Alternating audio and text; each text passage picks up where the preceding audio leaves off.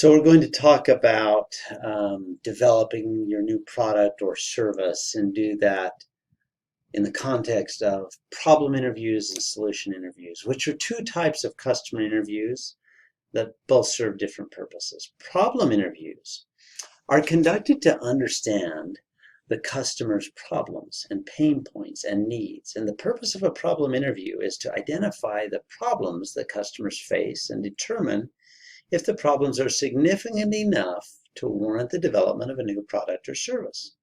So the goal of a problem interview is to understand the customer's needs and identify opportunities to solve their problems. So during the problem interviewer, you would ask open-ended questions to gather information about the customer's experiences and pains and challenges that they've had. So, for example, the way that I recommend doing this is to ask first, what is the biggest challenge you've experienced, or what is one of the most difficult things about being blank, whatever that group belongs to, whatever that group that you're interviewing is. For example, to make this a little more clear, let's say you have a passion for this group that you belong to of parents of twins. Let's say you're an entrepreneur that has twins and you'd like to serve that audience. So you're going out and interviewing parents of twins to find out what are their challenges. So the first question you might ask is, what is one of the hardest things about being a parent of twins? And then the second thing that you're going to do is ask them after they share with you what is difficult, and they might say, well, one of the hardest things is blah, blah, blah, blah, whatever it is. You say, that's interesting. Tell me about the last time you experienced this frustration or this, difficulty. And they'll explain that to you. All along the way, you should be watching for their emotions that they share. And you can even ask them, if they're not putting it into words, you can ask, how did that make you feel? Or what kind of emotions do you think were associated with this experience? Part of the reason for that, and you don't need to dwell on this part of it a lot with the customer in the interview, but part of the reason you want to at least glean an accurate understanding of the emotions they're feeling is because emotions drive customer decisions.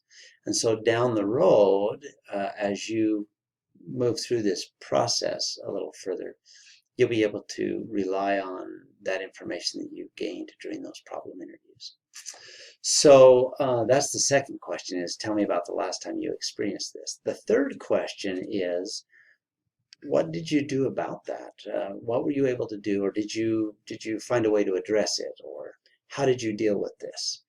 So the reason that you want to ask that question is because one of the reasons you want to ask that is because it will give you insight into who your early adopters are. Early adopters are the people that have a problem. They know they have a problem, and they're actively trying to solve the problem. If you see enough people actively trying to solve a problem, then you know you've got some potential early adopters. And those are important because they're kind of the fuel that gets the fire going, if you will. You've got to have that first early out of the box people who will buy and try to, if they're already trying to solve the problem, they're likely to buy your solution, and that fuels the rest of the business's early growth.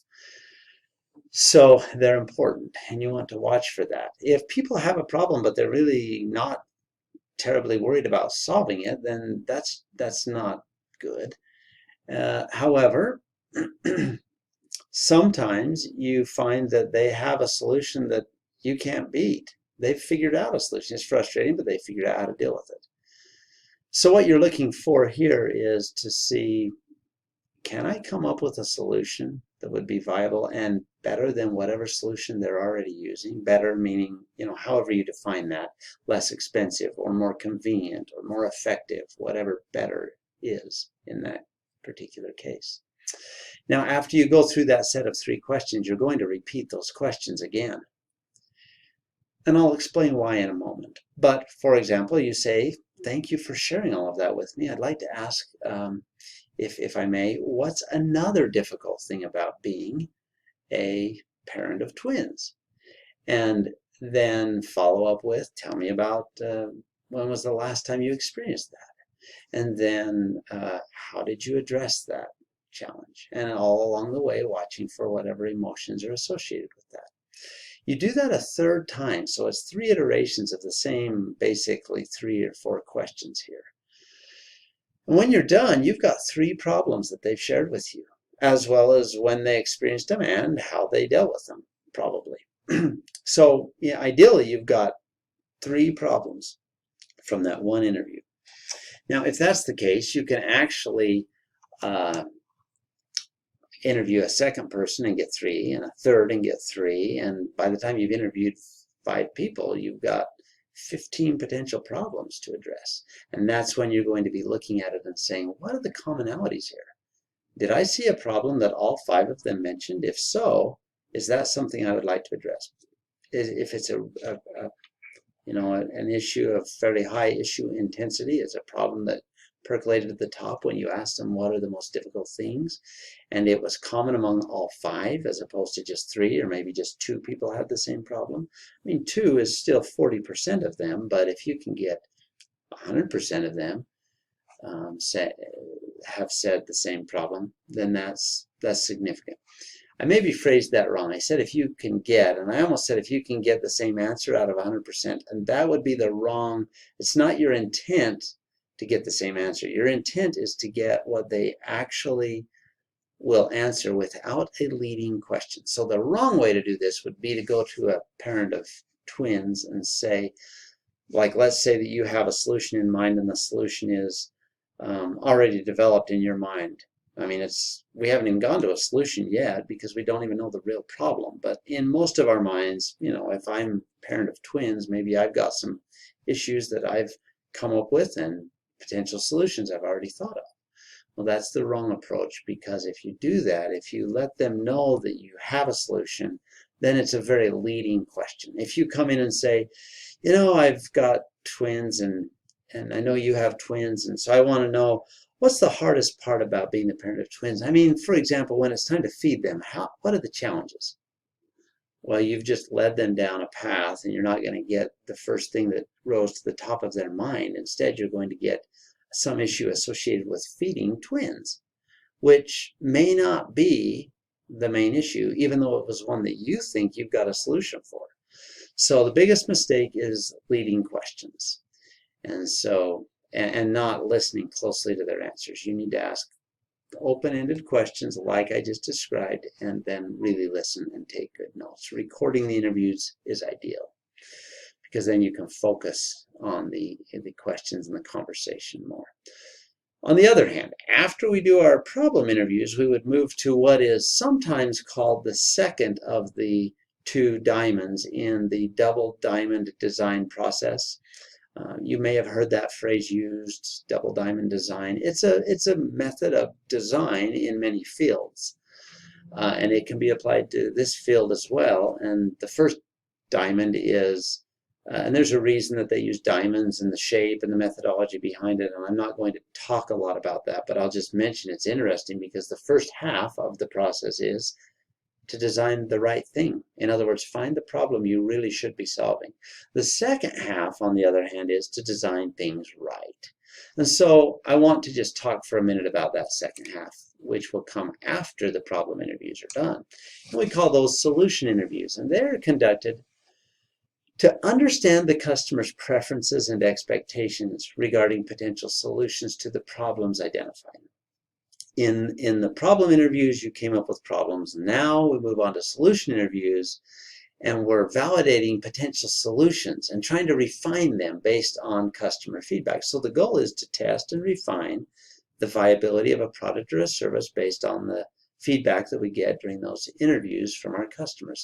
And it isn't always just a refining of the product or service. In fact, it's also the refining of our business model. Business models are composed of 9 interconnected components, and if you identify some of your assumptions in that business model that you think really are assumptions that you're uncertain about you're not sure that you're making the right assumption. And on the other hand, it's also really serious. It'll totally sink your business if you're wrong. Though that's a dangerous combination. Uncertainty that I'm right about my assumption and being confident that this, if I'm wrong here, this will sink my business. When you identify those two together, those assumptions can be tested with that sort of what we call a minimum viable product. Whether it's a product or service, we apply that or the acronym MVP to it. And we can take that, wireframe app if your product is an app, or that um, um, prototype of your widget or gadget or whatever that is, and we can actually put that in the hands of, if you will, the potential customer to do our solution interviews. So this is all about listening and observing. Both of the interviews are about listening and observing to come up with the right problem to solve and the right solution to the problem. And so in summary, I just want to summarize these, I guess, and I'll just do it this way. Problem interviews are used to identify and better understand the customer's problems, while solution interviews are used to validate potential solutions and refine them based on the customer feedback, and also validate your business model. Both of the interviews are important. Both of these types are important in the product development process, as they ensure that you're actually developing a product or a service that's going to meet the needs of the customer. And so it isn't the job of the entrepreneur to convince people you want what I'm offering. Instead, it's the job of the entrepreneur to develop and offer what the people want. If you can do that, then you'll be on the right track as an entrepreneur. And I think that we can that approach alone can go a long way toward reducing this historically unfortunate statistic that we have with small businesses.